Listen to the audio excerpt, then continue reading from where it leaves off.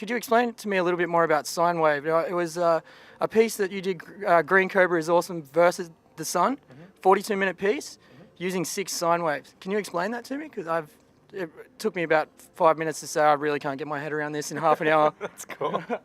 Yeah, it's just 6 like mid, low, high frequency sine waves that just slowly drift over time. It was a student piece, and I thought it was pretty ambitious at the time, and then I realized that that piece had been written like a billion times before. I should have really liked the piece. It was a fun thing for like self-discovery, and then I remember playing it for a teacher, and he was like, "Oh, this is cool. You should listen to the Lamont Young piece. That's almost the exact same thing." But in like a positive way, not saying like you ripped this dude off. It was just sort of like, cool idea, but now let's expand upon it. And I liked that idea of like, I mean, the reason why I use 6 sine waves is because when sine waves are like just out of tune with each other, they create what's called beats. Sure. And these beats are these like, and like as they slowly drift in and out of pitch, or in and out of pitch with each other, these beats are created, and the speed of the beat, slows or quickens. And the other thing with sine waves is that they're adirectional. So depending on where you're standing in the room and how close you are to a wall, like since sine waves lack any harmonic content, the harmonic content of them builds from the space that you're in. So like, let's say the space that we're in right now is a room. If you were standing up against the wall and turned your head, it would sound different depending on how your head was arranged, because the sound would be bouncing off the wall differently, and as it bounced, it would create a different harmonic structure to that pitch, or to that series of pitches. So that piece was sort of like a psychoacoustic study of like, it's the first time I thought about, is the first time I wrote a piece where it was for an audience member to be actively moving.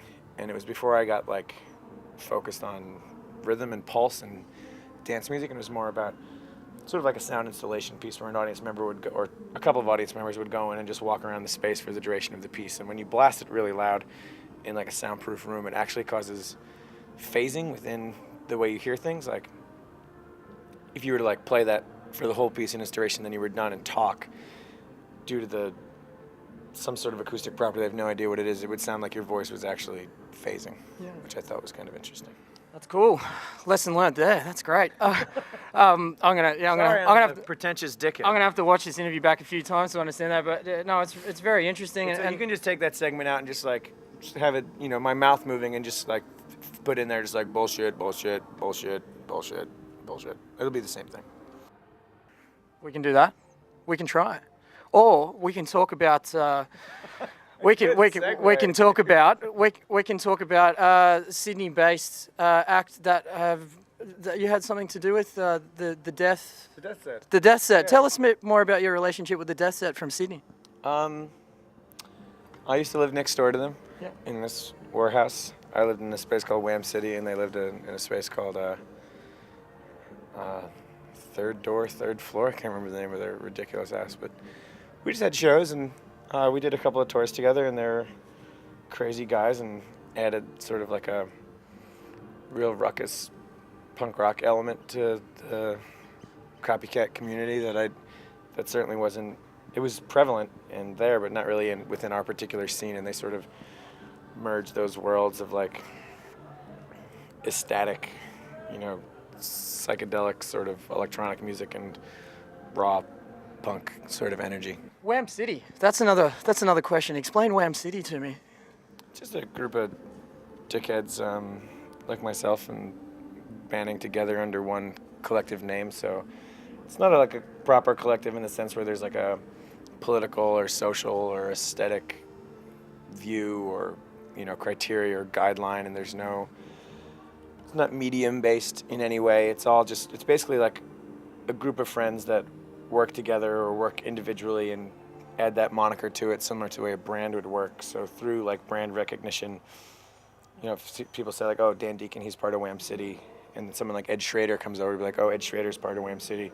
Oh, Dina Kelberman makes comic books, and they say Wham City. That I've heard of Wham City before. It's sort of like the more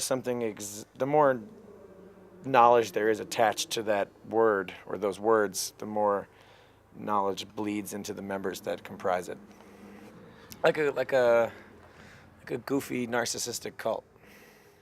That's cool. Well, I mean, that's not really goofy narcissistic cult, but is this a Wham City thing? this nice little. What is this? Is this like a knitted poncho? I believe it's a knitted poncho. I got it at a street fair. A street fair. Very nice. I'm liking it. The woman who gave it to me, I got it when I was playing a festival in Brazil, and I asked how much it cost, and the first thing she said was 3 months, which I thought was pretty awesome. Did you spend that 3 months there? No, I guess that's how long it took her to make it, and I really like it. I get a lot of compliments on it. She did a really good job. So how much is a Dan Deacon album? How much is it? Oh, I guess it depends on the album. I guess Barrence is like 3 years. Yeah. And the rest? What about the rest? Or they said the rent. No, the rest, not the rent.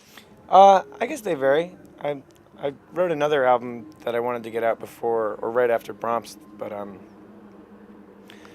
don't know. I don't like putting time constraints on things. Like the reason why it takes so long is because I tour very often, and I invest a lot of time in it. But it's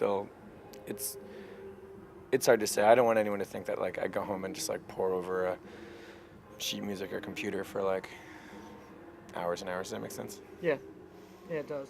Makes a lot of sense. Everything's made sense in this interview so far. Well, Let's stop making sense. Yeah, let's stop making sense. Well, there's orange lockers over there that Dan likes. Do you just want to have a look at those? There you go. 2 towers. 2 towers. 2 towers.